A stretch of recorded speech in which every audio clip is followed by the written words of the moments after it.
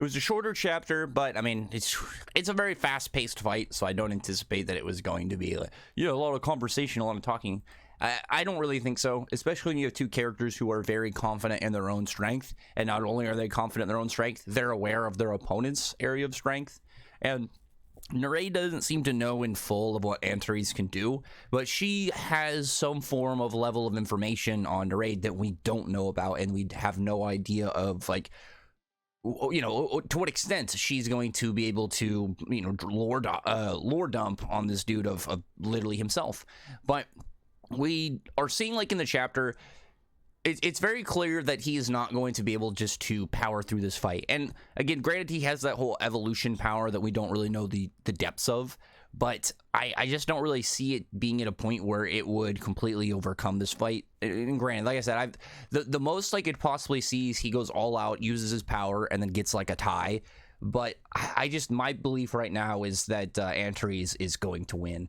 I really like how the chapter opened and you see her tail like slicing through. I can't tell if it's moving or through like around stuff, just really precise. It looks like it's cutting things as it's moving. It might just be the design style. Obviously, it's this kind of like railway of blades that are trailing behind her whenever she goes. But she's just, you know, doing her thing, assaulting towards Neraid, drawing out her giant sword. I want to see her just use her tail and stuff. And another thing is we haven't had her say anything about her powers, and the verse is still, I guess I've mentioned before, the verse is still really young, but we've had essentially like a pretty definitive thing of like the powers can be very widespread. It's not like it's just going to be like, oh, this you know, it's like Neraid's seems to give him physical buffs and, you know, amps like that, and it doesn't seem like every other person is going to be exactly that. His is, I'm assuming, because he's, you know, main character status, he's got a very simple yet very powerful ability, whereas we've seen other characters have some types of like niche abilities and utility like aspects and whatnot to what they can bring to the table. What's that guy named Xerxes or Xerxes? I don't know how it's pronounced, if he's supposed to be like the character Xerxes, but he has the whole thing where he can manipulate matter to a degree. You know, they the dude that manipulated rock and crystal, but with her, she's clearly right now just going for physical attacks and like sword slashes. I'm guessing that whatever her ability is, it's just going to amp this up dramatically. I'd be surprised if whatever her power is, it's some form of extra like ability, like, you know, oh, while I do this I can you know, make my sword longer and anything, something like that. I guess that would be pretty useful for her style, but you know what I mean, where it's like, oh, it's just some extra thing that has nothing to do with like her powers, and right now it's just the direct assault. I would assume that once she brings out her abilities, that it's going to be a full complement and like expansive addition into what she's already doing. Like if she could just do something like, oh, you know, every single slash I do, my tail is able to, you know, do the same thing with the notched blades on each piece, or, you know, it's something like that, where it's just like, oh yeah, she has one sword, now she's got whatever 30 swords because of her tail, you know, something like that, where it's just a increase of what you already know versus like adding on a power to something that is, you know, that would just completely change the tone and momentum of the fight.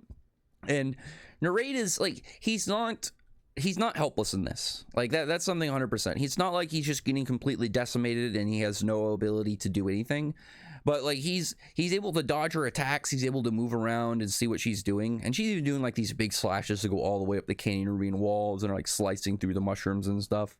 But like she's going for attacks and like just straight piercing moves, and he's able to catch her blade.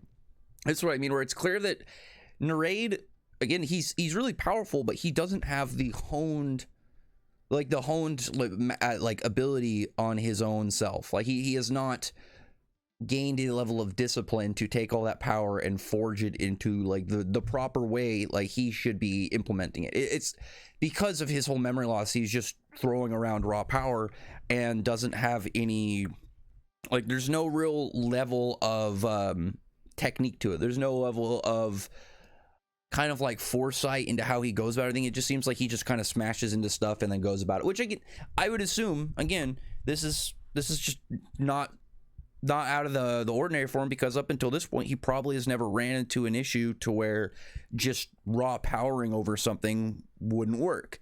And we know there's only a handful of people like her that she's I still, until we get like a full group, I need a group team up Like, I need all of these Zodiacs, like the Royal Zodiacs, to be in a room together and to like confirm if she's the strongest. I don't think she's the strongest. I'm guessing that she's going to be one of the upper members, but she is not going to be the top one of all of them, just because like it'd be crazy to bring in the number one as the first one, because then everybody after that, it's just, unless it's going to have characters where they're going to be, oh yeah, you know, at some point, you know, this character is going to overtake her and become the strongest out of the Royal Zodiacs. My guess is like you're going to have one of those guys who's like some 40-something-year-old veteran graybeard military guy, and he's going to be their number one. I have the feeling, because it's a military style, so it just makes sense if you would have probably whoever was like number two to the Dragon King before he died is going to be their leader. Well, I guess they've got the whole thing with Holst where he would technically be, I guess he would be number one, and then I'd be the Dragon Emperor, and then whoever this other guy is that in theory, if he exists. But Antares tells, I'm trying to remember how, Xerxes, I think it's Xerxes. I don't think it's Xerxes because it's with a Y, but I don't think it's Yerks. I think that's how I pronounced it in chat when I first talked about this series, but I think it's supposed to be Xerxes just by I'm just going to go with it just because of the similarities. But she tells him to go after Geo Holst, and it's like, yeah, go ahead. And I think this makes sense, because when Neraid told him, you know, just stay there, he's going to destroy him, it makes sense of why he wouldn't do anything, because it would just take Neraid that one opportunity to go at it. But if she is now like, Antares is like, go do this, she's going to then have the mindset of like, if Neraid tries to go after him when he, you know, takes just goes and executing her order, then she's going to go and intercept him doing that. Or it's like beforehand, if she didn't have the mindset, or at least if he didn't have the mindset that she was going to do that, then he could just, you know, try and move and then get destroyed, and then the fight continues, and now she's lost her person. So it's good that it's good for him, and it makes sense that he waited until he had a confirmation from the person that can actually do something about Neraid, is able to hold him. And Neraid, at the end of the chapter, like, he's on the ground, he's like holding off her blade, and it's clear that he's in a rough spot at this point, but I don't think that it's gonna last. Like, my guess is like next chapter he's gonna smash the ground below him and do something to, you know, throw her off her footing, or maybe he'll punch the blade and just brute force it out of her hand. I think just like if he did something like smash the ground, that would be really smart, because it would completely mess up Xerxes. It would mess up Antares' whole footing, and it would give him an opportunity to really kind of restand his ground and to try and go about this fight again. But at the moment, he's at a point where, like I said, the only way that I can see Neraid really pulling through here, at least in this scenario, is having that whole, you know, using his power indirectly, where it just kind of activates without him doing so himself. But I don't see it really saving him. The most as I can see it just kind of, you know, closing the gap and getting them out of the situation, but I don't see it to be at a point where it's going to defeat Antares and like be like, okay, one of these guys down. Just because if it was say like one of those characters where it's like, this is the Royal Zodiac test guy, he's like, you know, the character who's like, oh, you know, throws caution to the wind, is like super aggressive for no reason, ignores like logic for the sake of trying to get one up out of anger. And it's like, this is one of the weakest, if not the weakest member of the Zodiacs, where it's like, oh well, this character gets defeated and then it kicks off the other ones or something. Because like with her, like, she's clearly hyped up. Her design is great. I mean, that's a huge thing too. Like her design is absolutely fantastic. She's really cool to see just go about her business. I mean, like I said, the chapter opening, and you don't even see her in the panel, you just see her tail moving. It's just cool. It just adds like a style to the verse again that I really like. So with her though, I doubt that we would see like all this stuff for her and then just get rid of her really fast, especially if she's the opener. But it's like, anybody who's read a lot of shonen you can tell when a character that's like the opener for a group or whatnot is going to be like this. And again, I could be proven wrong. It's like this where it's like, okay, well, I'm going to be the one that shows up, and you're going to, you know, I'm going to be a reoccurring character kind of type. Maybe an ally at one point, but who knows? You know, it's one of those ones where it's like, this is a character that was introduced for the sake of getting to know them early, versus like if you introduced one of them for the sake of like, this is the one that's going to get defeated the earliest, so you don't really need to remember them other than being defeated. So, as it were, I don't think Neraid is lost here. I'm guessing that he's just a little shocked because they're talking about like how they know about his crimes, and knowing any information on him is probably going to make him just in general a little shocked. I would be careful though for them, like from both Antares and Xerxes, because if they if they give enough information on Neraid, it might unlock a memory that could help him. Because, like, say if you, this is like how I think Neraid could pull a victory if possible. Because assuming, because it seems like he's much older than we give him credit for. Like, there's a whole bit about that where he says he's been angry for like a super long time, and it's like, well, okay, well, is he ancient or something? Is he centuries old? Who knows? You know, that's obviously a big question mark of what's going on. We don't know. But it's like, if he has, like, say he's like a, you know, oh, in the lore, he's like some super powerful dragon, and he's one of the strongest dragons in history, but because of events, he's now in the state he's at. And it's like, oh, okay, well, he has this crazy power level threshold way up the top. He just can't access it whatsoever at the moment. What if they did stuff that could unlock things? Like if he unlocked some form of, like, say it's like, oh, well, there's another way. I wish I need to reread Buster Keel. If you've never read Buster Keel, the main character is a similar-ish setup to Neraid. Like, just as a quick TLDR for the people on, he's like dragon ape, so it's like this giant gorilla with dragon like features, and the way that it works is it, like, between his scales, it pushes out like concussive force, like energy, so he essentially can turn himself into a jet. And he can do that with like his arms and stuff too, but his tail, you can see like his tail, like the parts that'll open up almost like a vent on like a jet, and then it will just rocket propel him towards stuff. And it's like, if say you had something like that with Neraid, of just like, if Neraid, say like Neraid like either made his tail like super straight or coiled it and did some like cool jet propulsion style move where he's, you know, if he either turns himself into a straight like missile or like a spiraling punching spear or something, where it's just he adds so much force and momentum to it, and then just that extra little spice on it just gives it a, you know, another style. Like, again, if you do like maybe if you did like, instead of like a punch, you did like a chop, so it was like a slashing attack but with all that extra force. Or, you know, maybe you pull it out of Natsu's book and just go for like a strong headbutt and just put it full, like, your entire body into pressuring this person.